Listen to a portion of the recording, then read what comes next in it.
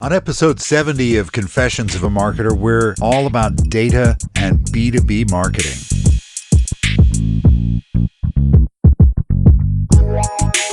Hi, it's Mark Reed Edwards. Welcome back to Confessions of a Marketer. My old friend Elle Woulfe is back in to chat about one of our favorite subjects, data in marketing. Plus, we'll get to some other stuff. We'll have that chat in just a moment.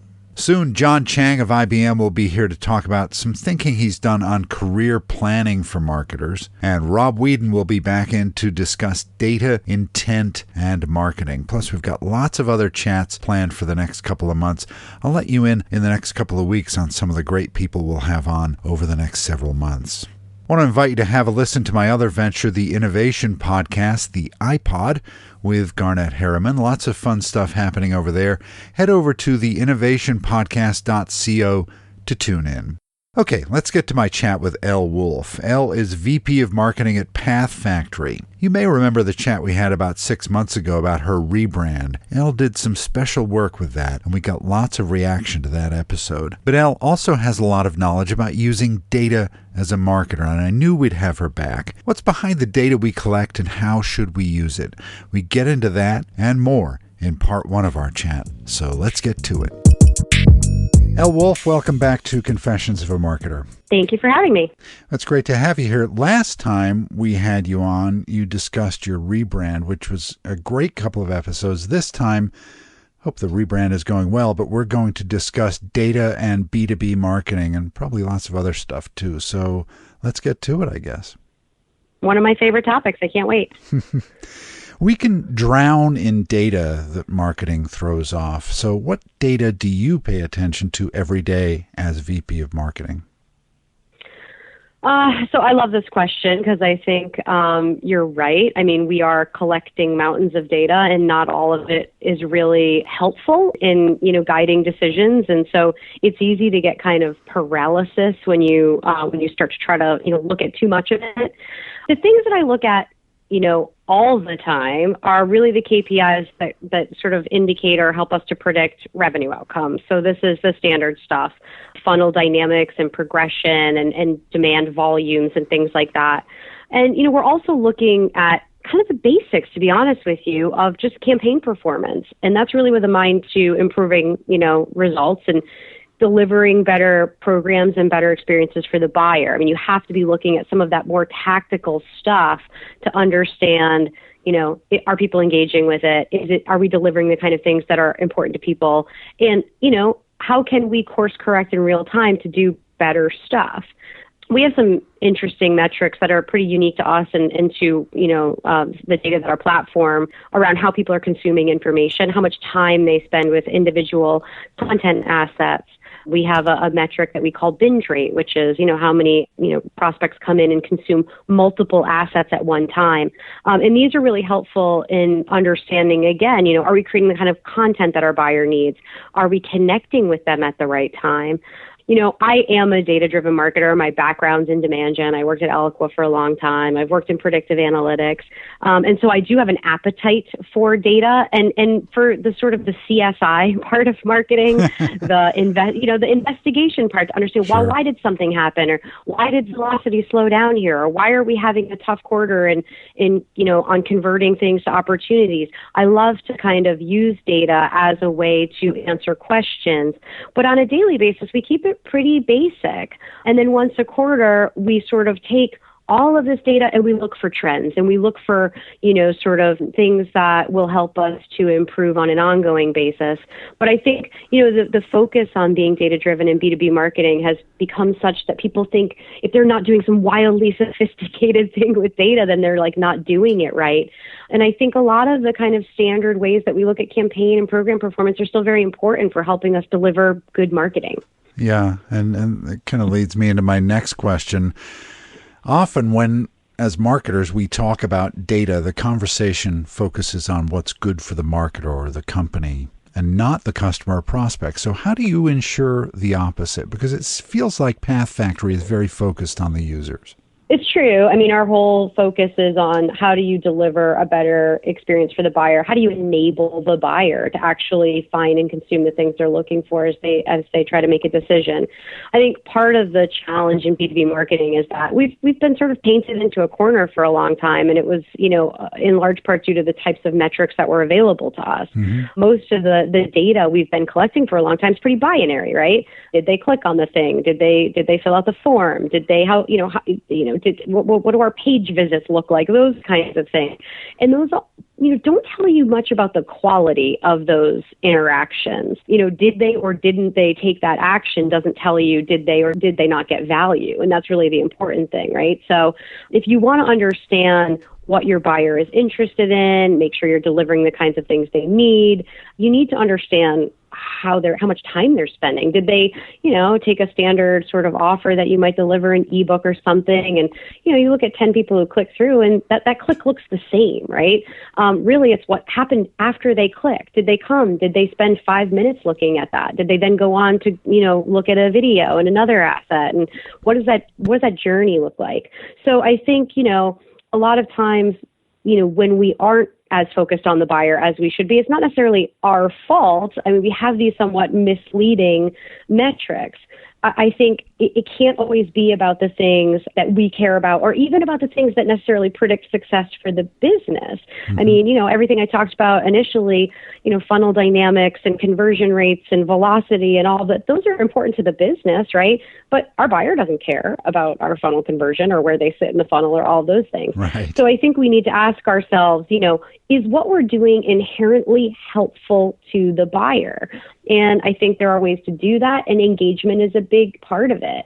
Again, if you're delivering stuff and people aren't really spending meaningful time, they aren't engaging in meaningful ways, then it's probably not useful or helpful to that buyer. And that's the question you have to, I think, constantly be asking yourself. Yeah, and does it come down to good content? I think that has a lot to do with it, but I think a lot of vendors are creating good content. What they're struggling to do is connecting their buyer to it in the moments when they need it. And it's not surprising, right? I mean, there's an infinite number of buyer journeys out there. Even if you look at, it on a committee-based, purchase where there might be in a large organization, 10, 15, 20 people sometimes involved in a single purchase of an expensive piece of technology, let's say. Each one of those people has an individual journey. They care about different things. Now, there may be some things in common. Well, we all want to see what the ROI of this tool is. We all want to see, great customer references. But some of them may be looking for really technical information. Some of them may be looking for slightly more sort of qualitative stuff. And so it's really hard as a marketer to try to orchestrate that. You may have all the right content somewhere, but how do you make sure that buyer who needs it in that moment is delivered, that asset? And that's the hard part. So good content is inherently, yes, it is really important, but it's more than just creating great content. It's like, how do you deliver it in a way that makes sure, you're getting the coverage that you need? I think that's the biggest challenge. Yeah. I want to expand on something you mentioned in your answer to my first question, and that is, how do you keep your team focused on your long-term goals when there are so many short-term data points that keep popping up, shiny objects? How do you avoid shiny object syndrome? Yeah, it's tough too, because I think it's got to be tied together. People need to be able to see the connective tissue between the things they are doing in their jobs day to day and the long-term outcomes that you're trying to drive, right? It's easy for people to feel kind of divorced from that, to like, oh, I'm here, I'm building this campaign, I'm, tactically executing on this thing, and it feels really abstract and kind of divorced from the big sort of goals you're trying to drive. So, you don't just will something like strong funnel performance into existence. It's the product of everything we do in marketing, every campaign, every touch, every process optimization, every asset and great piece of content. All of that comes to bear on how you drive great outcomes. And so, it's important to make sure that, I think in large part, it starts with real relentless focus on very specific goals, and then mapping all the things you're doing, the plans and programs and investments and the tactics, to those goals. If people can draw a straight line from, we're trying to achieve this outcome at the corporate level, and this is how we're going to do it in marketing, and these are the ways that we're going to accomplish it, it's easier to keep them focused on that long-term stuff. Right. But it's a challenge. It is. I mean, like I said, look, and at parts of my career, I've been faulted with almost being too tactical. You're so good at executing on things. And I don't think that's an insult, because Right. I think a great strategy gets you nowhere if you can't translate it into action. And I've seen really great, brilliant people who are great big thinkers, but can't necessarily take the big idea, the big objective, the big goal, and break it down into little pieces so that people know how to actually execute on it. So, great tactical execution is what makes marketing happen. And so, if you're, for my team, we're trying to drive a certain amount of qualified opportunities, as an example, and we're going to do a million things to accomplish that. And some of it's optimization, and some of it is channel level stuff or program level stuff, and some of it is process stuff and content stuff and all of these various things. You need to be able to kind of really understand how these things roll up and get you back to that big goal you're trying to achieve. But it can feel abstract. It really can. I mean, one of the things that I do is just a relentless over communication and pointing back to those. Remember, guys, this is the thing we're trying to do. And I think it's got to cascade. You can't just go from big strategic objective to marketing plan. Like, there's steps in between there that you've got to map it to make it relevant for the people who are going to work on that stuff every day. But it is hard, yeah. Yeah. Well, and that's why you get the big bucks, right, Elle? That's the idea. So I'd like to chat a bit about B2B marketing. When we discussed your rebrand back several months ago, I thought you had a really fresh point of view on how to brand a B2B company. First of all, how has that progressed? And how do you view B2B marketing now? Is it still a thing? That's a good question. I mean, it is still a thing, because I do think, B2B buying is very different than, say, B2C buying, which often is more transactional and, faster. And it's just a different animal. But I do think there's a huge convergence happening, and it's largely because our B2B buyer lives a B2C life. I mean, you're in the minority if you're not engaging on sometimes a daily basis with on-demand services, right? Buying stuff on Amazon, watching shows on Netflix, we've come to expect this level of just frictionless, whether it's purchasing or consumption in our B2C lives. And I think we bring some of those expectations to the B2B side. And so I think B2B is having a moment right now where it's trying to adapt to that new reality. And I think you're seeing more B2B marketing is trying to co-opt some of what you see on the B2C side.